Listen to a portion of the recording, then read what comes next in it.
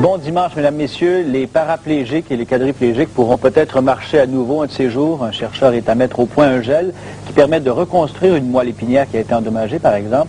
Le produit a été testé avec succès sur des animaux et on vous montrera des images là-dessus un peu plus tard. Ces cobayes ont retrouvé la mobilité de leurs membres après un certain temps. On espère maintenant effectuer des essais cliniques sur des êtres humains dès l'an prochain. Ce produit se nomme Neurogel. Son inventeur est le docteur Stephen Worley. Il est avec nous aujourd'hui. Bonjour, docteur Worley. Bonjour. Alors, c'est très simple. D'abord, je l'ai dans les mains, ce Neurogel. Ça ressemble un petit peu de marshmallow.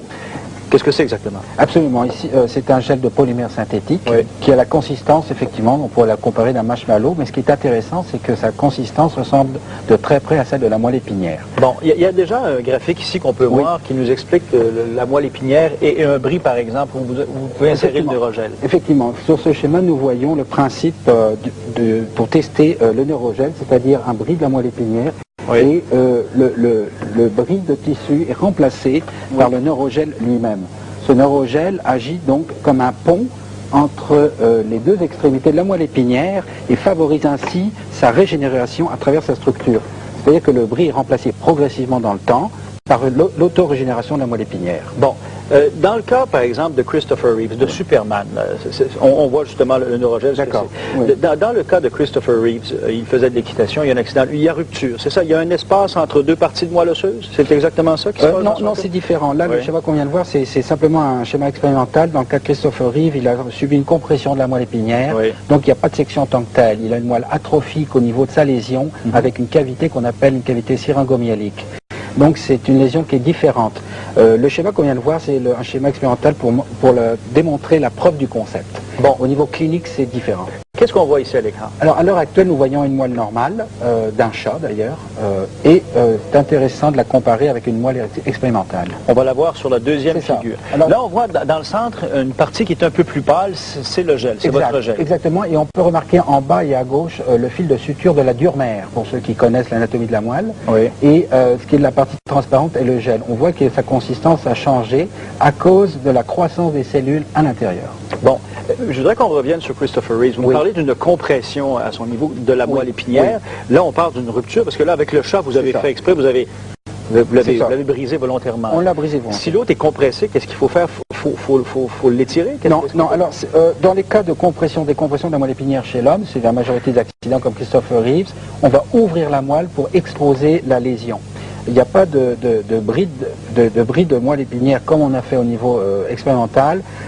On a plutôt une cavité qui s'est formée à l'intérieur de la moelle épinière au niveau de la lésion. Et là, il faut l'ouvrir au scalpel pour insérer le gel à l'intérieur et redonner à la moelle une dimension anatomique. Bon, on va regarder une vidéo. D'abord, on va voir ce chat-là à qui on a brisé volontairement la moelle épinière. On va le voir marcher un peu plus tard, mais on va voir l'opération. Et j'aimerais que vous me décriviez les images qu'on va voir. D'accord, très bien. On peut les rouler tout de suite. Oui, d'accord.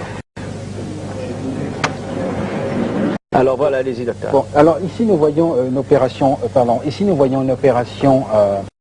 au niveau expérimental. Donc c'est pour montrer un petit peu dans quelles conditions nous travaillons. Là nous sommes au niveau du microscope opératoire. Nous voyons une moelle épinière exposée, normale, qui est saine.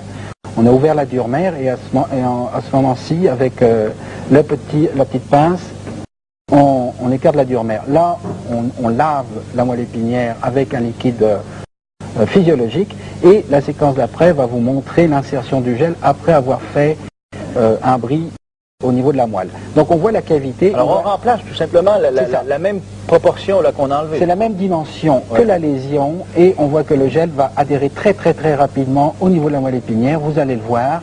Et il agit alors comme pont de croissance des cellules et des faisceaux sanguins et des fibres nerveuses. Alors vous voyez qu'on l'insère et ça y est, il est collé au niveau de la moelle parce que c'est un gel qui a aussi des propriétés bioadhésives. Alors voilà, la petite membrane qu'on voit, c'est la dure-mère qu'on va suturer maintenant et ainsi le gel est enfermé dans ce sac et de chaque côté, il fait le lien avec la moelle épinière saine.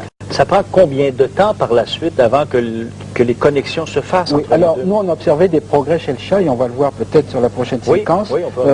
Dans les 3 mois après la greffe, on a observé des progrès de marche. Ici, nous voyons donc... ce chat est paralysé des jambes, là, en ce moment. C'est ça. À l'heure actuelle, il est paralysé. C'est ça. Et il a été opéré, donc, comme vous le voyez en bas et à gauche, au mois de mai 1997. Et les prochaines séquences vont démontrer son entraînement au niveau de la physiothérapie, c'est-à-dire sur tapis roulant. Ça, c'est 7 jours plus tard, ça. Alors 7 jours plus tard, on met le chat au tapis roulant avec un support du train arrière et on voit qu'il est paralysé, il traîne les pattes arrière. Donc il n'y a aucun mouvement, ce qui est tout à fait normal 7 jours après l'opération. Mais il est important de le mettre très rapidement au tapis roulant et on va voir les progrès qu'il va le faire dans le temps. Chez l'homme, ça sera d'ailleurs la même chose. Ici, le 10 juin, donc on est moins d'un mois après, il commence à esquisser des patrons de marche. Il a toujours le support du train arrière. On remarque une faiblesse des membres inférieurs, ce qui est tout à fait normal d'ailleurs. C'est ankylosé après un mois. C'est une forme, c'est ça. Mais il était paralysé, hein, carrément. Il était vraiment paralysé. Là, le 22 juillet, donc on est à plus de 2 mois de la greffe, et c'est intéressant, 70 jours exactement, on voit qu'il commence à esquisser des vrais patrons de marche, mais on va remarquer qu'il a quand même des faux pas. C'est ça, oui, c'est ça. On voit qu'il a des petits gestes nerveux encore. Des petits gestes nerveux. Oui. Mais comparé à un chat qui n'avait pas été greffé, c'est déjà une grande différence. Hein. On va voir le 20 août.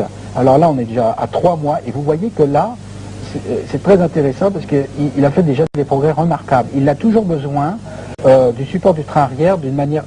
Là, on a vu qu'il rate. Comme l'homme aurait besoin d'une canne, peut-être. Peut-être, exactement. C'est tout à fait juste. Ce qui est intéressant de voir, c'est que là, on a augmenté la vitesse du tapis roulant. Or, ces félins-là courent plus qu'ils marchent. Et on remarque qu'ils suivent très bien la vitesse du tapis roulant. Ici, c'est très beau. En février 98, donc vous voyez, on est à 282 jours de la greffe. Toujours besoin de support encore? Pas vraiment. Non. Parce qu'on va voir que la technicienne, c'est ça. Alors, ce qu'il a besoin, ce chat, c'est juste d'avoir un petit support entre les jambes parce qu'il peut encore se croiser les jambes. Mais ça équivaudrait, comme vous le dites, peut-être à des cannes chez un homme. Parce que chez l'homme, probablement, il faudra quand même qu'il ait un petit support. C'est impressionnant. Il n'y a pas d'équivalent partout dans le monde? Non. C'est inventé à Québec, ça, par vous et votre équipe? C'est ça. C'est inventé à Québec par la compagnie Organogel Canada Imité et mon équipe. Oui. À l'heure actuelle, dans le monde, il n'y a aucun équivalent. La compétition pour le traitement de la paraplégie, c'est essentiellement les greffes nerveuses. Or, l'intérêt de ce produit, c'est qu'il est entièrement synthétique, qu'il peut être synthétisé en grande quantité, il est stérilisable et on n'a pas besoin... Il n'y a pas de rejet. Et il n'y a pas de rejet. Parce que ça, c'est important. C'est pas mieux si on a ça. Toute notre vie aussi, il faut prendre des médicaments anti-rejet. Oui, absolument. Vous cherchez quand même, parce que ça coûte cher, le milieu médical. Les Américains sont là avec leurs millions, leurs milliards. Évidemment. Vous cherchez des investisseurs ici à Québec. Oui, à l'heure actuelle, Organogel Canada Limité est en phase de financement pour sa deuxième onde. Et nous sommes évidemment ouverts à toute offre de financement, ce qui nous permettrait d'accélérer grandement cette recherche. Mais est-ce que c'est breveté, c'est protégé pour ne pas vous faire copier ça? C'est ça. Quelles sont les démarches que vous avez faites jusqu'à maintenant? Bon, alors le brevet a été déposé au niveau américain et puis enregistré, donc il appartient à la compagnie, et nous avons déposé aussi un brevet PCT au niveau mondial.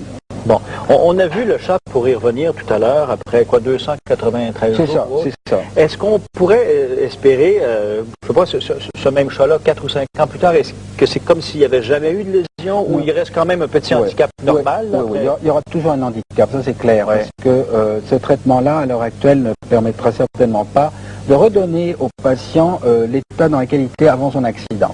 Il ne faut pas oublier une chose, et ça tous les scientifiques on est d'accord là-dessus, c'est qu'une régénération des fibres nerveuses de 8 à 10% serait suffisant pour provoquer une récupération des fonctions locomotrices. D'accord, et ça donne quoi votre gel? Est-ce que c'est plus que 10% ce que ça donne au niveau de ce qui reprend là? Oui, on est en train de faire des quantifications, on est dans cette zone-là. Je dois souligner qu'on a fait des tests électrophysiologiques chez les chats, c'est-à-dire qu'on a stimulé des zones du cerveau et on a pu enregistrer le passage de l'influx nerveux à travers la lésion et le gel. Bon. Prochaine étape, sur des humains, si le gouvernement... c'est ça, les autorisations. Ça c'est en marche en ce moment. Oui. Mais vous avez des cobayes, des gens qui seraient prêts à dire « Essayez ça sur moi, ça me ferait plaisir. » Oui, mais malheureusement, ça ne marche pas pareil. Il faut avoir les autorisations gouvernementales. Est-ce que ça peut se faire bientôt? Nous, on espère beaucoup en 1999.